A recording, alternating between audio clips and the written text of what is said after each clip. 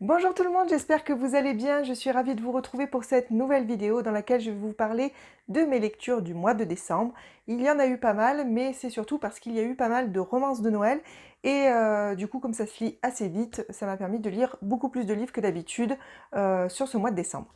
Donc je vais commencer par les 5 romances de Noël que j'ai lues. Et ensuite, j'enchaînerai par les autres livres qui ne sont pas des romances de Noël. Comme ça, si jamais vous voulez zapper les livres de Noël, si ça ne vous intéresse pas, vous pourrez aller, je vous mets ici le timing à partir duquel je commence à vous parler de mes autres lectures. Voilà, on commence tout de suite par la première lecture donc, de Noël que j'ai lue, c'est Les ours mal léchés s'apprivoisent à Noël de Valentine Stergan aux éditions Hugo Poche. Alors, vous allez voir que j'ai mis les livres dans l'ordre de mes préférences. Celui-ci est donc celui que j'ai le moins aimé. C'est le premier que j'ai lu pendant cette période. On suit Irène qui décide de tout quitter. Ouh, j'ai failli me fracasser avec le livre, bref. Qui décide de tout quitter pour partir en Angleterre où elle a hérité d'une maison. Et elle va faire la connaissance de ses nouveaux voisins. Donc d'un côté, elle a un septuagénaire très sympathique. Et de l'autre côté, elle a un papa avec son petit garçon. Et ce papa est ce fameux ours mal léché dont on parle dans le titre. Donc, alors autant j'ai apprécié Irène au début du roman, autant au fur et à mesure, un peu moins. J'ai pas du tout aimé le personnage de Rudolf, donc qui est le papa, parce qu'il est présenté comme un très bon papa, alors que bon, il y a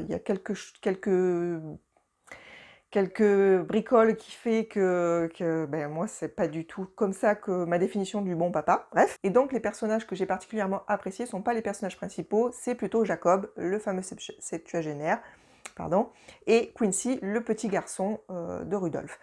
Bon, alors en fait, ce qui a péché pour moi, je pense, c'est que l'autrice a voulu mettre en toile de fond pour ces personnages des épreuves comme le deuil, par exemple. Sauf que pour moi, ça va pas avec la romance de Noël, pour la simple et bonne raison que du coup, elle n'approfondit pas la psychologie de ses personnages. C'est très succinct et du coup, ça colle pas. Enfin, pour moi, en tout cas, ça colle pas. Voilà. Donc, je vous laisse le découvrir parce qu'il a eu de très bons retours, il me semble. Avec moi, ça l'a pas fait. Ensuite, j'ai lu Meilleurs vœux et Va au diable d'Émilie Parizeau, toujours chez Hugo Poche. Alors là, c'était un peu mieux. C'est vraiment beaucoup plus l'ambiance de Noël. Donc là, on suit Colline, qui a une boutique de décoration. Donc elle vit pour sa boutique, elle est célibataire. Et tout va basculer le jour où Adam va passer le pas de la porte de sa boutique pour visiter sa boutique. Et qu'après, elle va découvrir qu'en fait, ce fameux Adam, pour lequel elle a craqué, hein, parce qu'il est très charmant a priori, ouvre une boutique de décoration juste en face de la sienne. Donc un vrai, comment on dit? J'ai perdu le mot. Un vrai concurrent, voilà. J'ai un peu du mal des fois. Donc c'est un vrai concurrent. Donc après il va y avoir une petite série de quiproquos, ils vont se faire un peu, se tirer un peu dans les pattes, etc. Et bien sûr, ça va, on se doute bien, c'est une romance de Noël, comment ça va se terminer. J'ai passé un très bon moment, on est un petit peu plus dans l'ambiance de Noël, dans le sens où il y a le marché de Noël, voilà. Mais ça reste quand même pas... enfin, c'est pas vraiment la romance de Noël comme je la voyais moi. C'est-à-dire que moi, vraiment, c'est du genre téléfilm. On est dans les petits villages avec on est en plein cœur de Noël, les activités de Noël, etc. Bon, c'est pas trop le cas, mais ça se lit très bien et j'ai beaucoup aimé. J'ai enchaîné avec Joyeux Noël et Laisse-moi tranquille d'Ève Borelli aux éditions HarperCollins Poche. Donc là, on suit Pia Mia, qui après une rupture un peu difficile, surtout un peu humiliante, juste avant Noël, décide de retourner au domaine familial, retrouver son frère et sa sœur. Elle se rend compte qu'ils ont loué sa maison, parce que un an auparavant, elle était partie sans crier gare, et donc ils ne savaient pas quand est-ce qu'elle allait revenir, donc ils en ont profité pour louer sa maison, et ils ont embauché son ex-meilleur ami, avec qui, a priori, il y avait eu des petits soucis, et que c'était peut-être pour ça qu'elle était partie. Bref, Elle revient, elle est un petit peu énervée par la situation, mais ça s'arrange très vite. Il faut savoir que moi, ce que j'ai beaucoup aimé dans ce roman, c'est la relation fraternelle entre Pia Mia et sa sœur et son frère. Ils se taquinent, se moquent les uns des autres, ils s'envoient des vannes, mais à côté de ça, ils s'aiment profondément, on le sent, on le voit dans leurs réactions, et c'était très très beau à voir.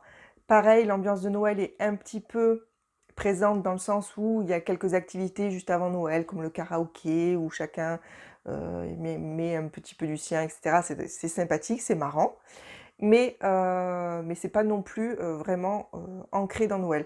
Par contre, le personnage principal, donc Pia Mia, est quelqu'un qui a un caractère très fort, très emportée, et parfois elle m'agaçait un peu parce que je trouvais qu'elle en faisait un peu trop et que j'avais envie de lui dire mais calme-toi là, ça va, voilà. Donc voilà, mais sinon c'était très agréable à lire également. Ensuite, l'avant-dernier, donc un de mes préférés, c'est N'oublie pas les chocolats de Tamara Baliana aux éditions Hugo Poche. Donc là, on suit Davy qui n'aime pas du tout Noël et qui se fait licencier, donc qui est obligée de trouver un autre job pendant les fêtes de Noël. Et donc elle trouve un emploi dans un magasin de jouets.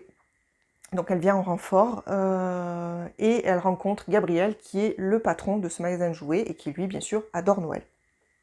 Donc Gabriel va décider d'essayer de faire changer Davy.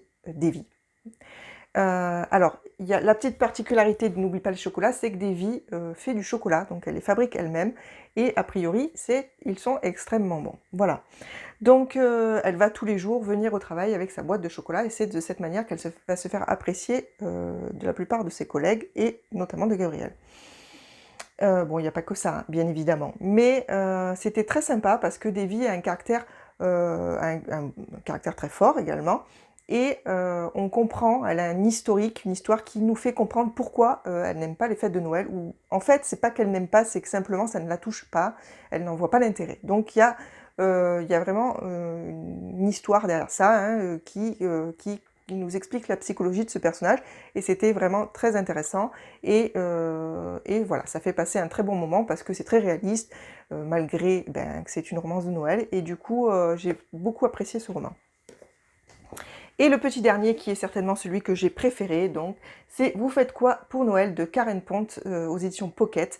Donc là, on suit Pauline qui pour la fête de Noël de son boulot, en fait, va se retrouver dans un parking avec l'assistant du DRH à faire des choses coquines. Sauf que il y a une vidéosurveillance qui va filmer la scène en totalité. Donc elle va essayer de soudoyer le gardien de son immeuble pour récupérer la cassette, enfin en tout cas l'effacer pour éviter que tout le monde la voie, enfin tous les copropriétaires en tout cas. Sauf que en contrepartie, David, je crois qu'il s'appelle, j'ai un trou. Oui c'est ça, c'est David. Donc David va lui demander de venir passer la semaine avant Noël, oui c'est la semaine je crois, dans sa famille, parce que sa famille l'enquiquine parce qu'il ne trouve pas de compagne, et du coup il espère que les fêtes pourront passer plus facilement avec quelqu'un qui l'accompagne.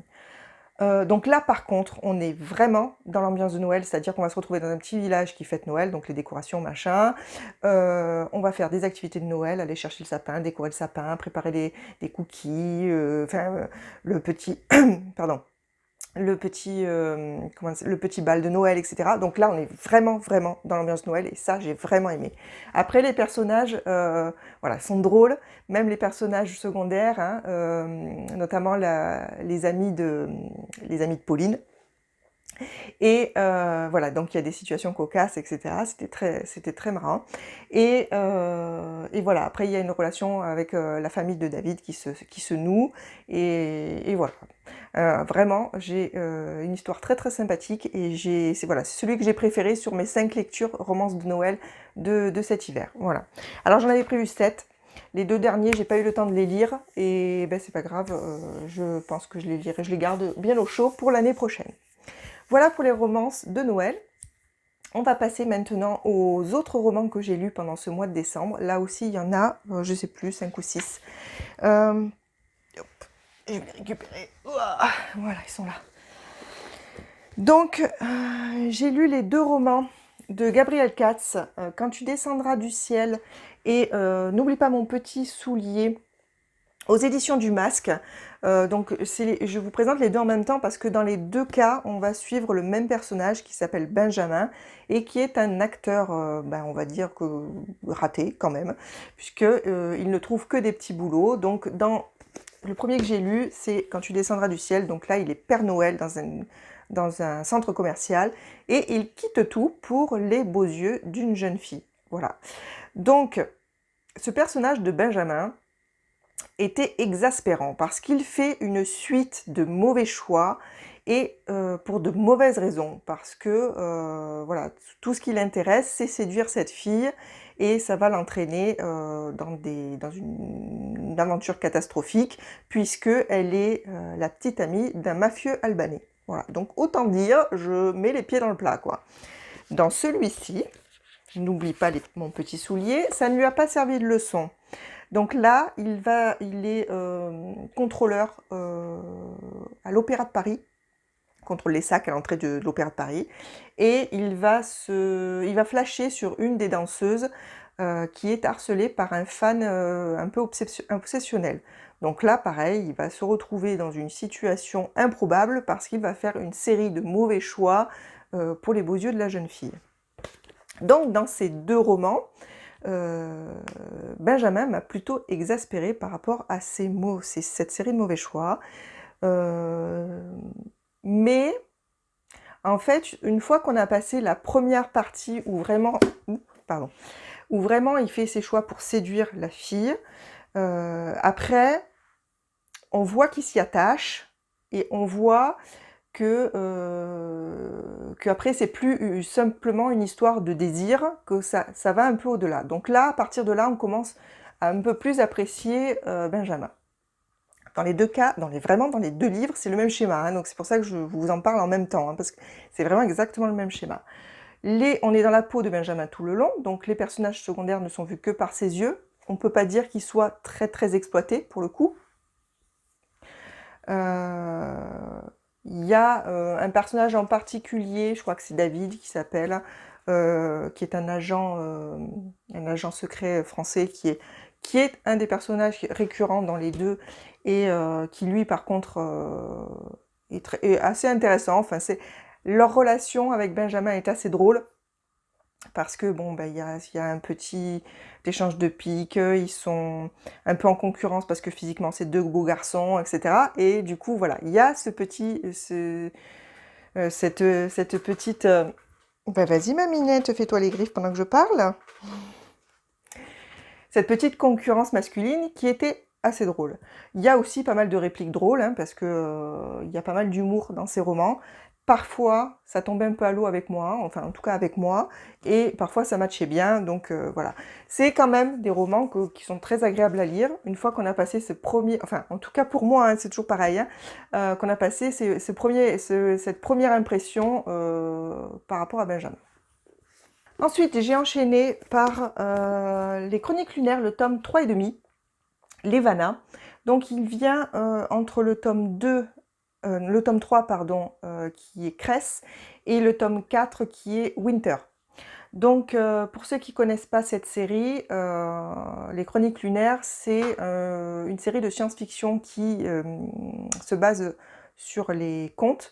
Donc le 1 c'est Cinder pour Cendrillon, le 2 c'est Scarlett pour le Petit Chaperon Rouge, le 3 c'est Crest pour Réponse, et le 4 c'est Winter pour Blanche-Neige. Levana, c'est le roman compagnon c'est un préquel même, qui nous explique pourquoi la méchante reine est une méchante reine. Donc, puisque la méchante reine, c'est pour le coup Levana, qui est la reine lunaire, et qui veut envahir la Terre. Donc, on nous explique qui est Levana. Et c'était hyper intéressant parce que ça approfondit vraiment le personnage. On sait pourquoi elle est devenue comme ça. C'était pourtant pas une jeune fille qui était partie pour mal tourner, mais la vie a fait que dès son plus jeune âge, elle a été élevée d'une certaine façon. Elle a été notamment méprisée par beaucoup de monde.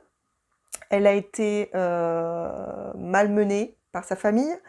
Elle a eu des déceptions de cœur. Enfin bref, à un âge où elle a eu du mal à gérer tout ça. Et du coup, voilà, il y a vraiment une profondeur. Voilà, dans ce personnage, ça nous permet de vraiment voir une profondeur dans ce personnage. Et voilà, je conseille à ceux qui ont lu les Chroniques lunaires ou qui veulent le lire, de quand même se pencher sur ce petit préquel. Il n'est pas très long.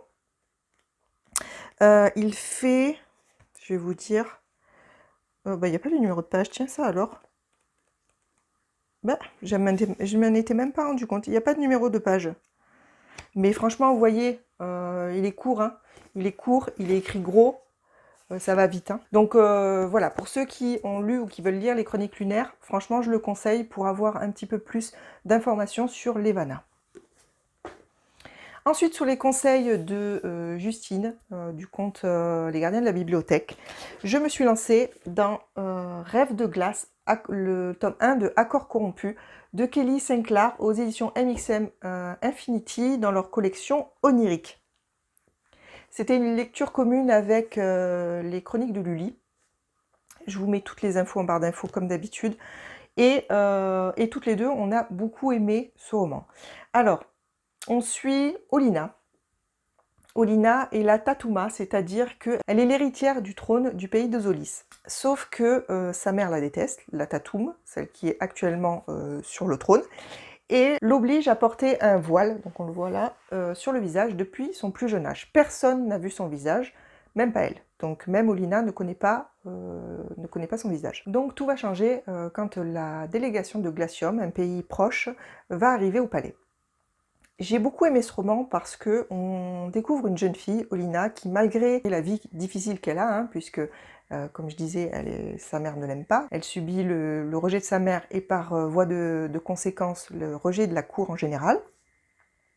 Malgré ça, on découvre une jeune fille qui est pleine de vie, qui est pleine d'ambition, qui est un peu naïve mais pleine de caractère, qui a envie d'apprendre, qui a envie de prendre le trône, de changer les choses, etc. Et donc on découvre une jeune fille qui est vraiment très intéressante, complète, voilà, qui a vraiment un caractère affûté. Et bien sûr, il va se passer quelque chose qui fait que toutes ses convictions vont être bouleversées. Et malgré tout ça, il y a une vraie cohérence en fait entre ses réactions et son éducation, son enfance, ses peurs, ses faiblesses, ses forces. Donc il y a vraiment une très belle cohérence entre ce caractère et ses choix par la suite.